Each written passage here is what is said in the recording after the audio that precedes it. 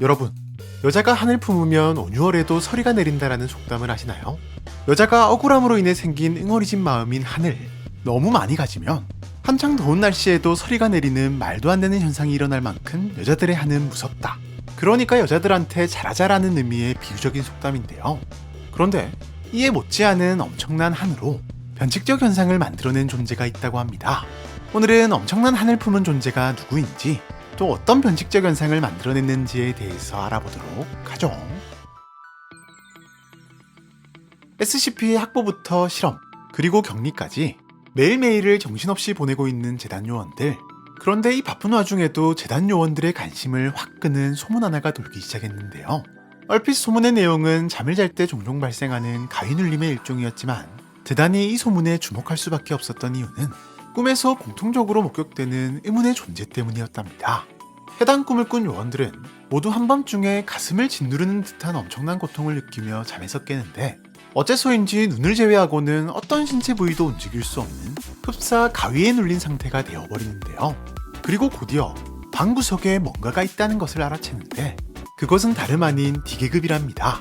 D계급의 상징인 주황색 유니폼을 입고 가슴팍에는 D13131이라고 쓰인 명찰까지 달고 있는 분명한 D계급.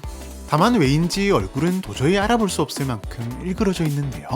이후 D계급은 미끄러지듯 꼼짝 못하는 상태의 요원에게 다가오기 시작하는데, 처음에는 아주 천천히 다가오는가 싶지만 D계급의 얼굴을 자세히 보려 하거나 D13131이 누구였는지에 대해 생각하려 할수록 점점 빠른 속도로 다가와 매우 가까이에서 요원의 눈을 뚫어져라 쳐다보기 시작하는데요. 그리고는 한 손을 쭉 뻗어 요원의 몸에 갖다 대는데, 그 순간 요원은 갑자기 엄청난 고통을 느끼기 시작한답니다. 다만 이상한 것은 당시 요원은 어떠한 병이나 부상이 없음에도, 또 D계급이 분명 직접적인 공격을 한 것이 아님에도, 그리고 꿈인 게 분명한 상황임에도 엄청나게 사실적인 고통을 느낀다는 것인데요. 오죽하면 잠에서 깨어난 후에도 심리적 후유증이 남을 정도라는 사실.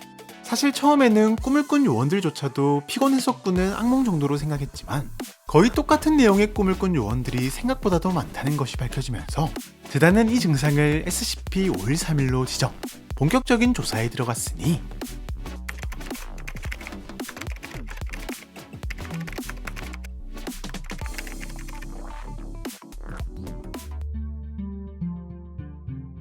박사들이 가장 먼저 진행한 것은 D13131에 대한 조사.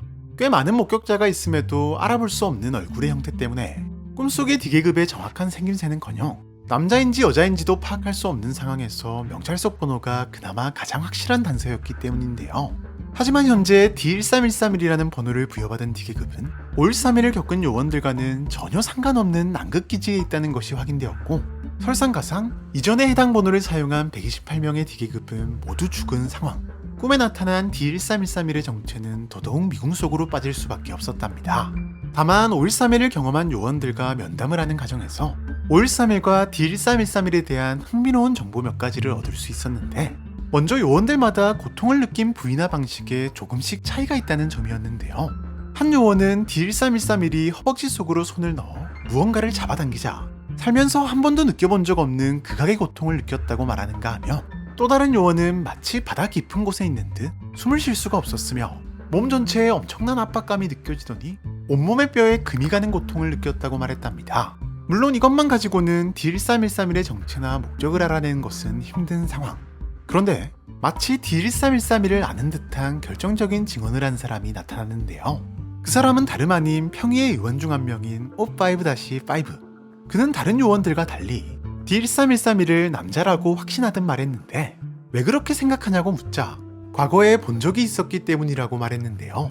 아주 먼 과거 O5-5가 재단에 처음 입사했을 당시만 해도 모든 실험에는 동물이 투입되었지만, 이후 보다 다양한 실험이 요구되면서 D계급 제도가 도입되었는데, 즉 그는 1개 박사였던 시절부터 O5가 된 지금까지 그 누구보다 수많은 D계급을 봐온 것.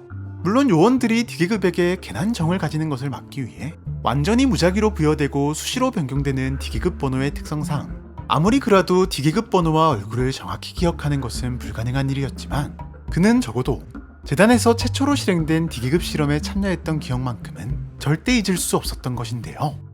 네, O5-5가 떠올린 D13131의 정체는 바로 최초의 D계급이었답니다. 또한 그는 5.13일로 인한 고통에 대해서도 결정적인 이야기를 해주었는데 모두에게서 나온 모든 것을 느꼈다라는 의미심장한 말을 남긴 것. 이후 모든 면담을 정리하는 과정에서 담당 박사는 요원들이 느낀 고통과 그들의 업무 사이의 연관성을 발견할 수 있었는데 가령 허벅지에 엄청난 고통을 느꼈던 요원은 다리 힘줄을 끊어버린 D계급을 이용해 SCP-106을 유인하는 업무를 맡고 있었으며 바닷속에 들어간 듯 숨을 못 쉬고 온몸의 뼈가 부러지는 고통을 받았던 요원은 D계급을 SCP-3000의 먹이로 주고 Y909를 채취하는 업무를 맡고 있었던 것. 이에 박사는 전혀 과학적이지 않은 추측에 도달할 수밖에 없었답니다. 어쩌면 요원들의 꿈속에 나타난 D1313일은 진짜 최초의 D계급이며 아무런 저항도 못한 채 온몸으로 느껴야 했던 D계급들의 공포와 고통을 그 실험에 참여했던 요원들에게 꿈속에서나마 갚아주고 있는 것은 아닐까 하고 말이죠. 현재 재단은 꾸준히 D1313일의 진짜 정체를 밝혀내기 위해 조사를 진행 중이지만 별다른 성과는 없는 상황. 당연히 5.13일을 막을 방법도 없어 현재도 재단의 수많은 요원들이 5.13일을 경험하고 있으며 앞으로도 피해자는 더 늘어날 것으로 보고 있는데요. 다만 조사를 통해 5.13일은 한 명당 한 번만 경험한다는 것과 5.13일의 존재를 아는 사람이 5.13일을 경험할 확률이 더 높다는 것이 밝혀지면서 모든 요원들에게 5.13일의 존재는 비밀로 유지되고 있으며 5.13일과 관련된 모든 업무는 정신건강보조인공지능 로봇인 소피아가 맡고 있답니다. 소피아는 정신건강 정기점검을 구실로 5.13일을 겪은 모든 요원들과 면담을 진행해 자료를 수집하고 있는 중이라고 하네요. 지금까지 D계급이 하늘 품으면 생기는 일, SCP-5.13일에 대해서 알아보았는데요. 과연 D1313일은 진짜 최초의 D계급인 것일까요? 그리고 그게 맞다면 그의 목적은 모든 재단 요원들에 대한 복수인 것일까요? 이에 대한 여러분들의 재미난 상상력을 댓글을 통해 남겨주시면 감사하겠습니다. 그럼 많은 댓글 남겨주시길 바라면서 우리는 다음 영상에서 또 만나도록 하죠. 안녕!